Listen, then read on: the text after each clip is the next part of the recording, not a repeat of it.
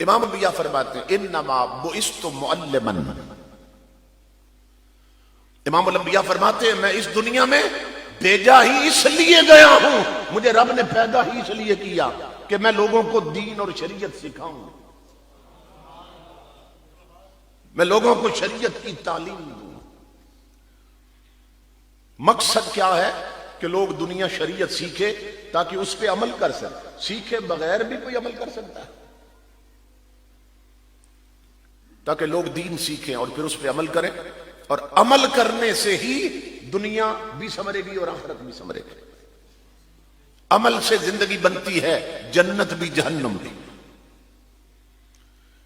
یہ خاکی اپنی فطرت میں نہ نوری ہے نہ ناری ہے، عمل سے زندگی سنورتی ہے، یہ بھی اور وہ بھی۔ تو میلاد کا یہ پیغام ہے امام الانبیاء کے غلام۔ یہ جھنڈیاں لگانا یہ حضور کا جشن ہے، جھنڈیاں لگانا حضور کا جشن ہے، یہ ہم مناتے ہیں۔ اور 5 وقت نماز پڑھنا یہ کملی مالک کا حکم ہے۔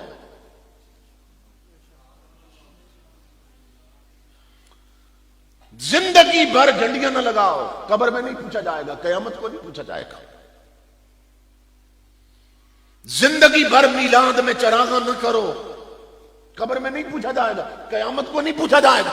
اور نماز اگر ایک بھی چھوڑی ہے امام الانبیاء کے غلاموں، قیامت کے دن اس کا پوچھا جائے گا۔ روزہ ایک بھی اگر چھوڑا ہے جان بوجھ کر، اس کا بھی پوچھا جائے گا اور سزا دی جائے گی۔ جان بوجھ کے تلاوت قرآن نہیں کی، اس کا بھی پوچھا جائے گا۔ تو یہ سب چیزیں اسے جچتی ہیں کہ جو مقصد میلاد پہ بھی عمل کرے، مقصد میلاد کو بھی پورا کرے۔ یہ بالکل اسی طرح بات ہے، ایک بندہ رمضان کا ایک بھی روزہ نہ رکھے، رمضان کا ایک بھی روزہ نہ رکھے اور ایک بھی تراویح نہ پڑھے، اور عید والے دن بڑے بھڑکیلے کپڑے پہن کر عید منا رہا ہو، تو اس بدبخت کا حق ہے کہ وہ عید منائے۔ وہ عید کا تو مطلب ہے خوشی کا دن، عید کا دن ہے مومن کی خوشی کا دن، اور مومن وہی خوش ہو سکتا ہے عید کے دن کہ جس نے رمضان میں اپنے رب کو بھی خوش رکھا، رسول کو بھی خوش رکھا۔ رمضان میں بھی جس کا رب اس پر راضی نہ ہو سکا اور جس کا نبی روزوں میں بھی اس پہ خوش نہ ہوا، وہ عید کی خوشی منا سکتا ہے؟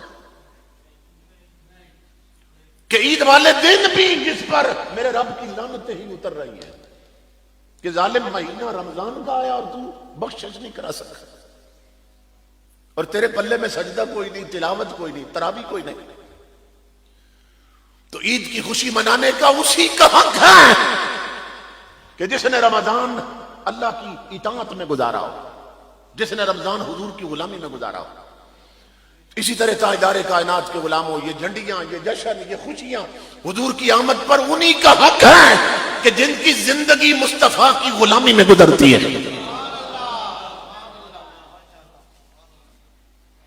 ورنہ تو پھر سب ڈھونگ ہو گیا نا، منافقت ہو گئی کہ جھنڈے حضور کے اٹھائے ہوئے ہیں اور زندگی اپنی مرضی سے گزار رہے ہیں، اللہ اور اس کے رسول کے حکموں کو توڑ رہے ہیں۔ خود حضور نے فرمایا، امام الانبیاء فرماتے ہیں من تمسک بسنتی عند فساد امتی فلہ اجر 100 شہید۔ امام الانبیاء فرماتے ہیں کہ جس نے غفلت کے دور میں، کہ جب لوگ میری سنتوں کو چھوڑتے جا رہے ہوں، جب لوگ میرے طریقوں سے منہ موڑتے جا رہے ہوں، اب اس دور میں سر پہ ٹوپی رکھنا ختم ہوتا جا رہا ہے، سر پہ پگڑی باندھنا ختم ہوتا جا رہا ہے، داڑھی رکھنا ختم ہوتا جا رہا ہے، مسواک کرنا وضو کے ساتھ 5 وقت نمازوں کے لیے وضو کریں تو مسواک، یہ سنت ہے حضور، یہ ختم ہوتا جا رہا ہے۔ رات کو سونے سے پہلے سرما لگانا یہ سنت ہے حضور کی، یہ ختم ہوتا جا رہا ہے۔ امام الانبیاء فرماتے ہیں جس دور میں میری کوئی سنت ختم ہو رہی ہو، اس دور میں کوئی میرا امتی ایک سنت پہ عمل کر لے، اللہ اسے 100 شہیدوں کی شہادت کا ثواب دیتا ہے۔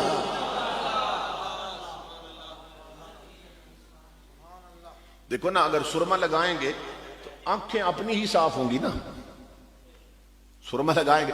یہ حدیث ہے حضرت صلی اللہ علیہ وسلم کی، علیکم بالاسمد عند النوم فإنه يجل البصر وينبت الشعر۔ حضور فرماتے ہیں میرے امتیوں، جب رات کو سویا کرو تو آنکھوں میں سرما لگا لیا کرو، کیوں؟ اس لیے کہ سرما نظر کو تیز کرتا ہے اور پلکیں لمبی کرتا ہے، یہ حدیث ہے حضور کی۔ اب جس نے حضور کی سنت سمجھ کر رات کو صرف ایک سلائی لگا لی کہ حضور کی سنت، 100 شہید جن کی گردنیں کٹی، جن کے جسم کے ٹکڑے ہو گئے، تمہارے میرے آقا فرماتے ہیں جتنا ثواب ان 100 کو اکٹھا ملتا ہے وہ اکٹھا اس ایک کو عطا کیا جاتا ہے۔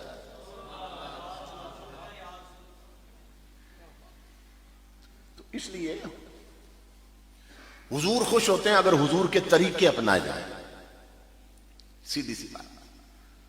اور جو حضور کا طریقہ اپناتا ہے اس کا مطلب یہ ہے کہ اسے حضور کا طریقہ پسند آیا، اسے حضور کا طریقہ پسند آیا۔ اور جو انگریزوں والی شکل بناتا ہے اس کا مطلب ہے اسے انگریزوں کا طریقہ پسند آیا۔ دیکھو نا، ربیع الاول میں سٹکر بنتے ہیں، بیج بنتے ہیں حضور کے نالین کے،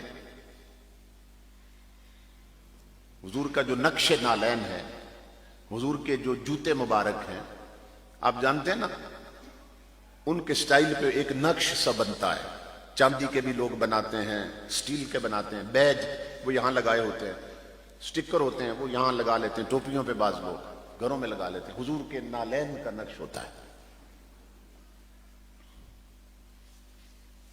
اس کی بڑی عظمت ہے۔ لیکن جو چیز پھر جتنی عام کر دی جائے نا اتنا اس کی اہمیت ختم ہو جاتی ہے، یعنی اس کا ادب اور احترام ختم ہو جاتا ہے۔ تو یہ نقش نالین لوگوں نے یہاں سینے پہ لگا رکھا ہوتا ہے اور بعض نے ٹوپیوں پہ لگا رکھا ہوتا ہے، حضور کی جوتی مبارک کا نقش۔ اب ذرا غور سے سننا میری بات، جس کا نقش بنا کے ہم نے سینے اور چھاتی پہ لگا رکھا ہے وہ جوتی حضور کے جسم کے کس حصے میں رہی؟ پاؤں میں، جوتی پاؤں میں ہی ہوتی ہے۔